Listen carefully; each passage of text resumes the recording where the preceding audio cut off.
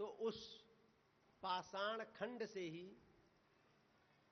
विजय ब्राह्मण ने उस राक्षस के ऊपर प्रहार किया। उस पत्थर के स्पर्श से उस राक्षस की योनि बदल गई और वो सिद्ध पुरुष के रूप में विजय ब्राह्मण के सामने हाथ जोड़ करके खड़ा हो गया। आज आपने मेरा उद्धार कर दिया। मैं 2 मनवंतर से इस योनि में था, लेकिन धन्य है एक गिरिराज पर्वत जिसके स्पर्श मात्र से आज मेरा उद्धार हो गया। तस्य दर्शन मात्रेण नरो याति कृतार्थता। गिरिराज के दर्शन से ही मनुष्य का कल्याण हो जाता है। जब इंद्र की पूजा बंद हुई भगवान श्री कृष्ण के द्वारा, तो इंद्र ने ये सुनकर के कि उस नंद के कुमार ने मेरी पूजा बंद करवा दी, क्रोधित हो गया और प्रलय काल में जो संवर्तक मेघ जलवृष्टि करते हैं उनके बंधन को खोल दिया। गणम सांवर्तकम नाम मेघा नाम चांतकारिणाम। मूसलाधार जलवृष्टि प्रारंभ हो गई ब्रजमंडल के ऊपर। सब के सब ब्रजवासी घबराकर भगवान श्री कृष्ण की शरणागति ग्रहण किए। गोपा गोप्यश्च सीतार्ता गोविंदम शरणम जयुः। हम आपकी शरण में हैं, आप हमारी रक्षा कीजिए। भगवान श्री कृष्ण ने कहा कि जिन गिरिराज की हम लोगों ने पूजा की है वही गिरिराज हमारी रक्षा भी करेंगे। भगवान श्री कृष्ण ने सभी ब्रजवासियों के साथ गिरिराज महाराज के पास में आए और दधारो लीलिया कृष्ण छत्राको में बालक। जैसे कोई बालक छत्ते को कुकुरमुत्ते को धारण कर लेता है, उसी प्रकार भगवान श्री कृष्ण ने उस गिरिराज पर्वत को अपने हाथ के ऊपर धारण कर लिया। सब के सब ब्रजवासी अपने गोधन के साथ संपूर्ण सामग्रियों के साथ गिरिराज के अंदर आ गए और 7 दिनों तक अनवरत जलवृष्टि होती रही, लेकिन ब्रजमंडल में धूल उड़ता रहा। 7 दिनों के बाद इंद्र आया, चले देखें अब संपूर्ण ब्रजमंडल बह गया होगा, लेकिन जब आकर देखा तो आश्चर्य, यहां तो धूल उड़ रहा है। अब उसे लगा कि हमसे भी कोई श्रेष्ठ महापुरुष इस ब्रजमंडल में है। अब उसका गौरव, उसका गर्व, उसका अभिमान चकनाचूर हुआ और वो भगवान की शरण में आया, स्तुति किया, क्षमा याचना की और अपने इंद्रलोक में चला गया।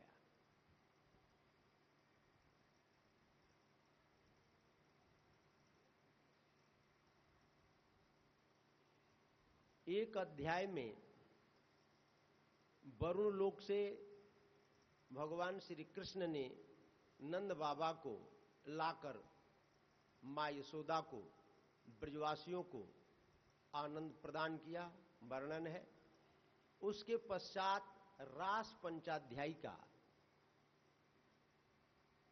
वर्णन प्रारंभ है। श्रीमद् भागवत के 10वें स्कंध के 29वें अध्याय से 33वें अध्याय तक भगवान अपि तारात्रि शरदोत्फल मल्लिका विक्षरन्तु मनश्चक्रे योगमायामुपाश्रिता।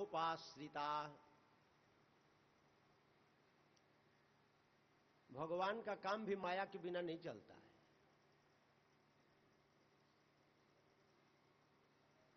माया जो हो नहीं और दिखाई पड़े, प्रतीति हो, वस्तु की सत्ता न हो लेकिन दिखाई पड़े, आश्चर्य यही है माया का। यह हम लोगों का शरीर है नहीं, लेकिन दिखाई पड़ रहा है। आत्मा है लेकिन दिखाई नहीं पड़ता। शरीर पहले नहीं था, बाद में नहीं रहेगा, तो आज भी नहीं है। एक ये सार्वभौम सिद्धांत है कि जो वस्तु पहले नहीं होती है, बाद में नहीं होती है, वो वर्तमान में भी नहीं है। जैसे घड़ा पहले भी नहीं था, बाद में भी नहीं रहेगा, तो वर्तमान में भी नहीं है, लेकिन दिखाई पड़ता है। लेकिन आश्चर्य तो यही है कि घड़ा हमको मिट्टी के रूप में नहीं, घड़ा के रूप में दृष्टिगोचर हो रहा है। यद्यपि है मिट्टी, तो ये संसार पहले भी नहीं था, बाद में भी नहीं रहेगा, तो वर्तमान में भी नहीं है, क्योंकि इसकी सत्ता निश्चित नहीं है। प्रति क्षण परिवर्तित हो रहा है, ये परिणामी है, बदल रहा है, क्षणभंगुर है।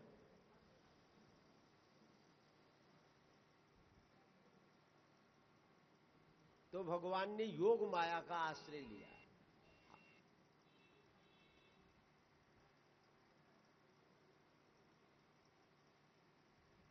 और योग माया का आश्रय लेकर के बेणु वादन किया, बांसुरी बजाई।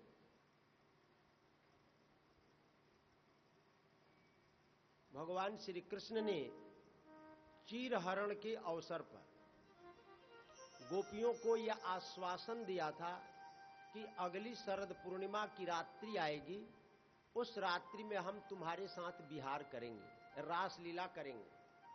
तो वो रात्रि आ गई, तारात्रि ही।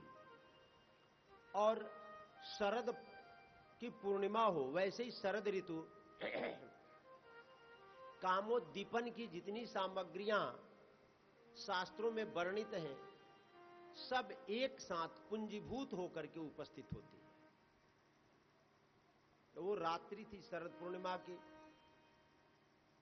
बेला आदि के खिले हुए थे। दृष्ट्वा कुमुदवंत मखमंडलम रमाननाभम नवकुंकुमारुणम वनम चतत कोमलगोभिरंजितम जगौ कलम वाम दिशम मनोहरम।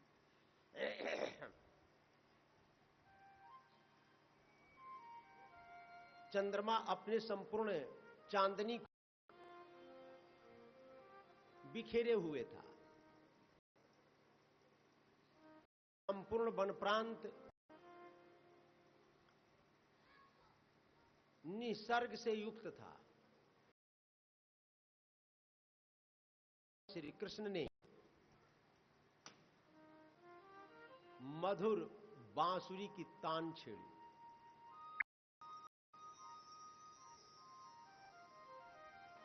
जगौ कलम वाम दिशा मनोहरम। ये कलौ को ऐसा कहते हैं कि ये काम बीज है, क्लिम। एक क्लिम बीज है। भगवान ने इस बीज को, इस मंत्र को अपने वेणु से प्रवाहित किया, प्रसारित किया। इस मंत्र को छोड़ा। जब इस मंत्र को छोड़ा,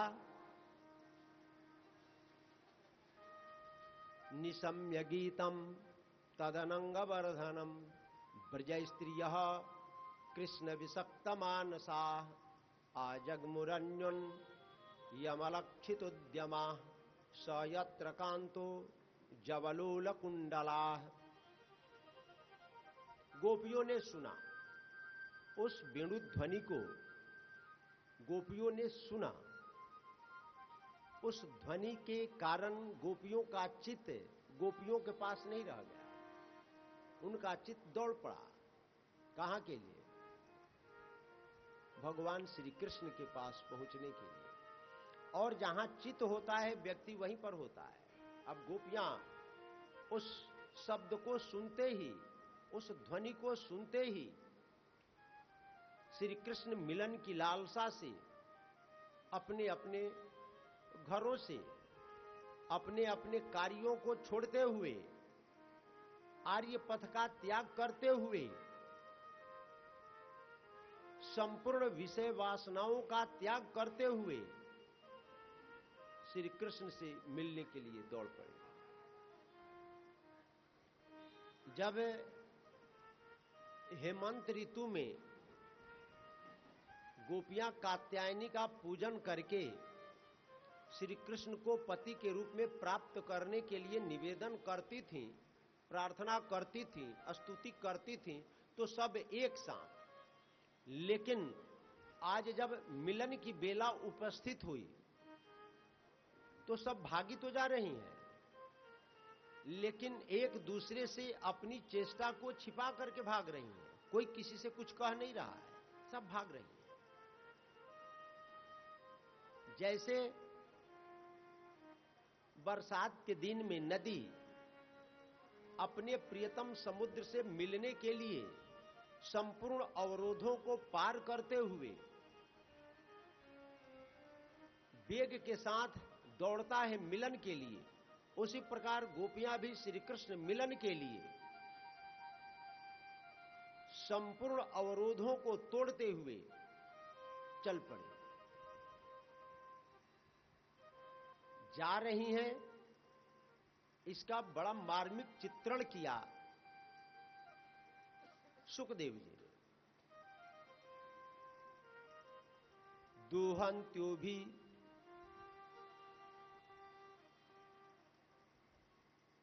ययुः गोप्य दोहम हित्वा समुत्सुका पयोधिसित संजाव मनुद्वास्या पराययुः। दुहंत्यो भी ययुः काचित् दोहम हित्वा समुत्सुका पयोधिसित संजाव मनुद्वास्या पराययुः। एक गोपी दूध दूहने के लिए जा रही थी, तब तक वेणु ध्वनि कान में पड़ी, भूल गई दूध दूहना। एक दूध दूह रही थी, वेणु ध्वनि कान में पड़ी, बाल्टी वहीं नीचे गिर पड़ी, चल पड़ी श्री कृष्ण से मिलने के लिए। एक चूल्हे के ऊपर दूध औटा रही थी, बांसुरी की ध्वनि कान में पड़ी, श्री कृष्ण से मिलने के लिए दौड़ पड़ी। हम यदि मां जसोदा और गोपियों के प्रेम तत्व का मूल्यांकन करें, जसोदा का हृदय वात्सल्य से भरा हुआ है, प्रेम है।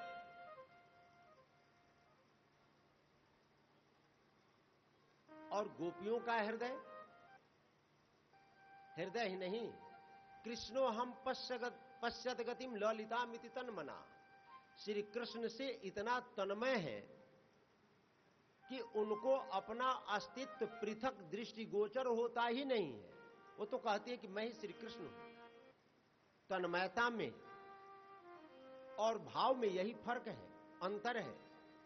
श्री कृष्ण को अपना पुत्र मानती हैं, उनकी सत्ता पृथक है यशोदा की, और श्री कृष्ण की सत्ता पृथक है, वहां पर द्वैत है। लेकिन गोपियों के जीवन में द्वैत नहीं है।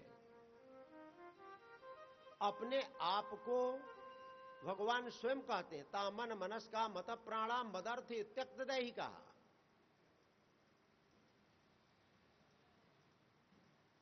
हम उनके प्राण हैं, उनके मन है, उनके शरीर है, उनके आत्मा है।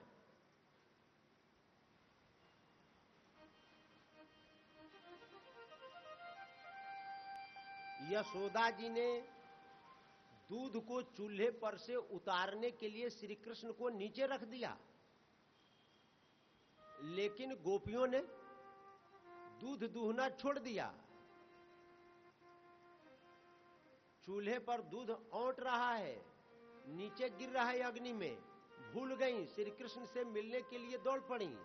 एक हलवा बना रही थी, वेणु ध्वनि कान में पड़ी, हलवा बनाना भूल गई, श्री कृष्ण से मिलने के लिए दौड़ पड़ी।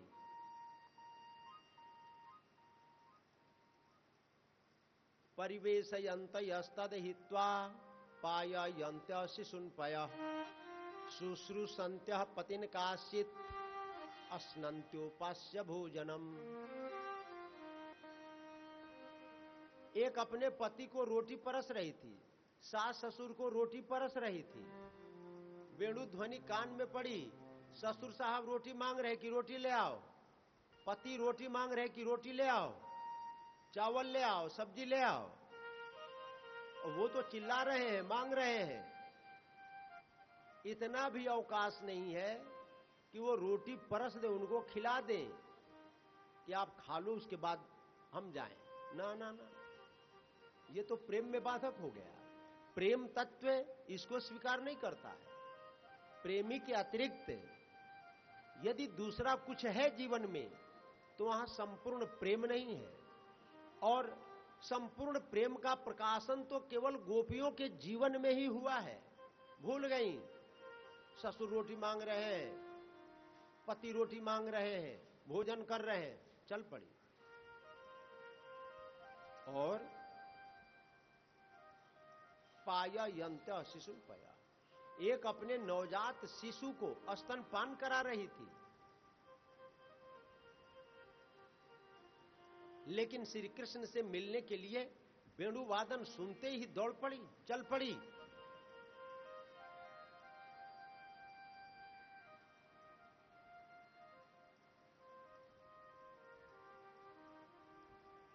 शिशु को दूध पिलाना भी वर्जित, यानी अपने पुत्र से भी ज्यादा प्रेम श्री कृष्ण में है। हम लोग तो मंदिर में जाकर के हाथ जोड़ लेते हैं, एक माला फेर लेते हैं और कहते हैं कि भगवान अब तक मिले नहीं। हम जरा अपने आप को तो टटोले कि क्या हम गोपियों के जैसा बने हैं। गोपियों ने अपने नवजात शिशु को श्री कृष्ण के लिए नीचे रख दिया।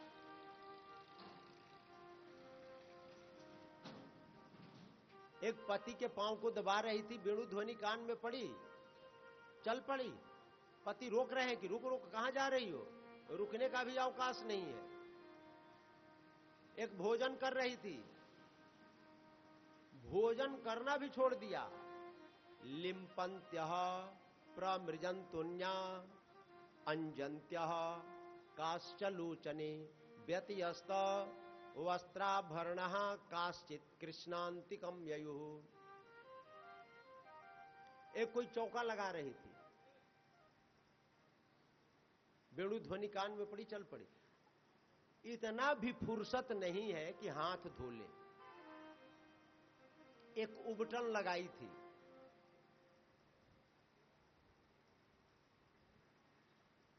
नहाई नहीं, ध्वनि सुनाई पड़ते ही चल पड़ी। एक आंख में काजल लगा रही थी, एक आंख में काजल लगाई, दूसरे में लगाना भूल गई, चल पड़ी। एक अधरोष्ठ पर लालिमा लगा रही थी, लेकिन इतनी त्वरा थी कि वो लालिमा ओष्ठ की आंख में काजल की जगह लगाई, काजल की कालिमा ओष्ठ पर लगा ली। व्यत्यस्त वस्त्राभरणः,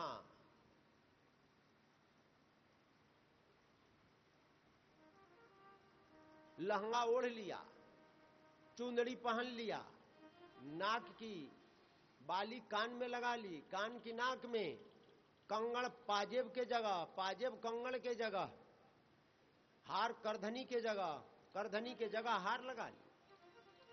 व्यत्यस्त वस्त्राभरणः काश्चित् कृष्णान्तिकं ययुः। ये प्रेम की पराकाष्ठा है। व्यक्ति अपना व्यक्तित्व भूल जाता है, अपने आप को भूल जाता है। प्रेम के प्रवाह में जब प्रवाहित होने लगता है तो भूल जाता है, अपना अस्तित्व ही खो देता है कि मैं हूं।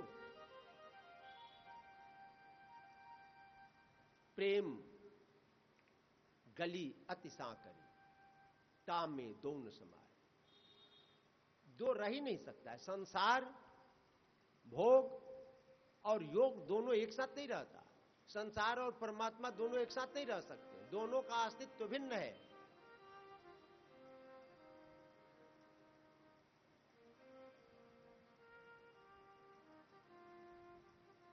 श्री कृष्ण से मिलने के लिए दौड़ पड़ी, चली जा रही। एक का पति हट्ठा कट्ठा था, पूछा कहां जा रही हो, कहां जा रही हो? श्री कृष्ण से मिलने के लिए। तो उसने ताला मार दिया, ताला बंद कर, चल अंदर चल। अंतर्गृह गताकाशित गोप्यो लब्ध विनिर्गमा कृष्णम तदभावना युक्ता दद्दुर्मिलित लोचना।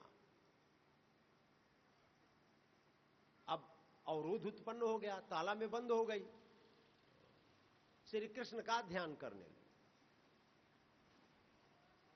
अब उसके पति ने आकर पूछा, अब तो नहीं जाएगी?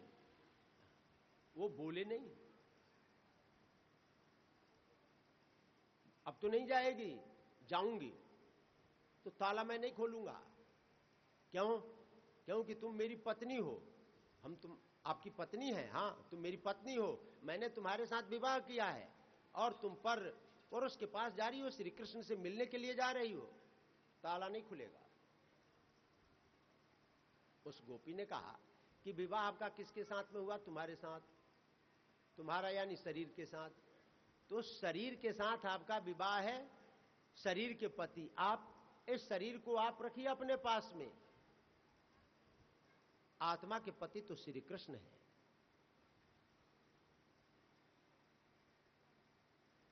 दुस्सह पृष्ठ विरह तीव्र तापधूता शुभा ध्यान प्राप्ता च्युताश्लेष निर्वृत्या क्षीण मंगला। इतनी वेदना हुई, दुस्सह वेदना, कि उसने अपने पांच भौतिक शरीर को ही छोड़ दिया। श्री कृष्ण मिलन में बाधा पड़ने के कारण उसने अपने पांच भौतिक शरीर का परित्याग कर दिया। दिव्य रूप धारण करके पहले ही श्री कृष्ण से मिलने के लिए पहुंच गई। शरीर का पति और आत्मा के पति श्री कृष्ण। जब यह त्वरा हो श्री कृष्ण मिलन की कि यदि कोई बाधा उपस्थित होती है तो प्राण चला जाए, तमेव परमात्मानम जार बुद्ध्यापि संगता जहुर गुणमयम देहम सद्य प्रक्षीण बंधना।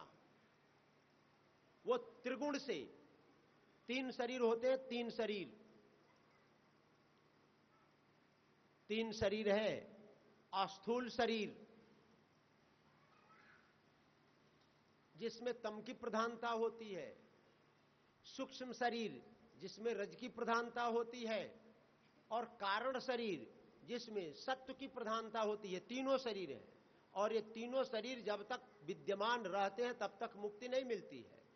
तो उस बाला ने तीनों शरीरों को यानी त्रिगुण से रहित होकर के और दिव्य रूप से भगवान के पास पहुंच गई। उसका गुणों का प्रवाह जो अस्थूल सूक्ष्म कारण शरीर था वो निवृत्त हो गया। तो राजा परीक्षित ने प्रश्न किया, कृष्णम विदुः परम कांतम न तो ब्रह्मतया मुने गुण प्रवाहो परमस तासाम गुण धियाम कथम। गोपियों ने श्री कृष्ण को परमात्मा जान करके नहीं भजा था कि वो परमात्मा है, ब्रह्म है, ईश्वर है। अपना पति, अपना कांत, अपना प्रियतम जार बुद्धि से, जारा बुद्ध्यापि संगता, जार बुद्धि से, व्यभिचारिणी बुद्धि से सेवन किया था। फिर भी उनका गुणों का प्रवाह रूप जो तीन शरीर है, अस्थूल सूक्ष्म कारण, वो निवृत्त हो गए। ये समझ में नहीं आया। अरे ब्रह्म को ब्रह्म मान करके यदि भजे और गुणों का प्रवाह समाप्त हो जाए तो समझ में आता है, लेकिन व्यभिचारी बुद्धि से, काम बुद्धि से ब्रजबालाओं ने श्री कृष्ण का सेवन किया और उनका गुणमय शरीर निवृत्त हो गया। कहे कि हां, कामम क्रोधम भयम स्नेहम ऐक्यम सौहृदमेव च नित्यम हरो विदधतो यान्ति तन्मयताम हिते। भगवान का भजन चाहे काम से करे, क्रोध से करे, लोभ से करे, मोह से करे, वस्तु तत्व भाव की अपेक्षा नहीं रखता। आग के ऊपर आप पांव रखेंगे, जान के अनजान के भाव से कुभाव से वो जलाएगा। अमृत आप पिएंगे भाव से कुभाव से, अमर बनाएगा। विष आप पिएंगे प्रेम से, अप्रेम से, भाव से, कुभाव से वो मारेगा। तो वस्तु तत्व भाव की अपेक्षा नहीं रखता, वो अपना काम करेगा।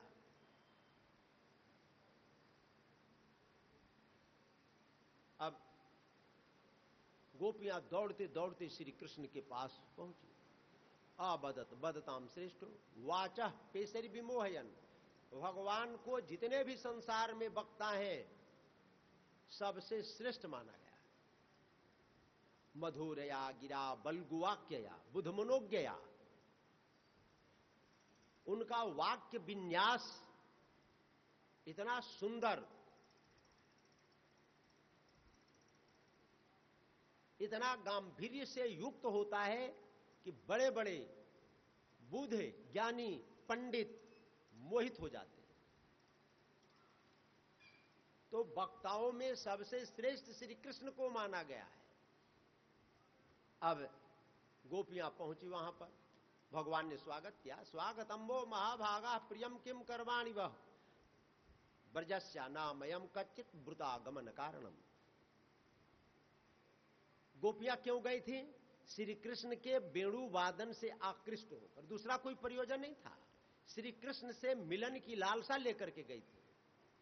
जिसके पास मिलन की लालसा लेकर के जाए और वो व्यक्ति ये बोल दे कि कैसे आई, क्या काम है यहां पर जंगल में, तुम्हारे आने का यहां पर प्रयोजन क्या है, ब्रज से किस लिए आई, बोलो क्या प्रयोजन है? रजन्येषा घोर रूपाम घोर सत्व निसेविता प्रतियाता ब्रजम नेह अस्थेयम स्त्री भी सुमध्यमा। भयंकर रात्रि में भयंकर जीव जंतु, हिंसक पशु भ्रमण करते हैं। जल्दी लौट जाओ, अपने घर को लौटो, चलो यहां कोई काम नहीं है। अच्छा चलो, आ गई हो, वन प्रांत के मनोहारी दृश्य का अवलोकन करने के लिए तो देख लो। दृष्टम वनम कुस्मितम राकेश कर रंजितम जमुना नील लीलय तरु पल्लव शोभितम। जमुना का कमनीय कुल देखो, इस वन को जो कुस्मित है अवलोकन करो, देखो देखो। चंद्रमा की चांदनी का दर्शन करो,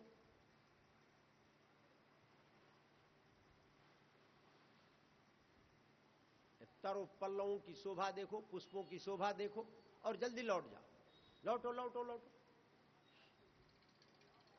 हाँ, भय दिखाया, धर्म का उपदेश दिया। दोहशीलो दुर्भगो वृद्धो जड़ो रोग्य धनो पिवा पति स्थिरभिर्नहा तब्यो लोकेप्सु भीरपात के। पति कैसा भी हो, दोषील हो, अभागा हो, बूढ़ा हो, जड़ हो, रोगी हो, धनहीन हो, ऐसे पति का भी त्याग नहीं करना चाहिए। नहीं तो अस्वर्गम यशस्यम च फल्गो कृक्षम भयावहम जुगुप्सितम च सर्वत्र औपपत्यम कुल स्त्रिया। जो कुलीन स्त्रियां हैं उनको उपपत्ति का सेवन नहीं करना चाहिए। देखिए, सब लोग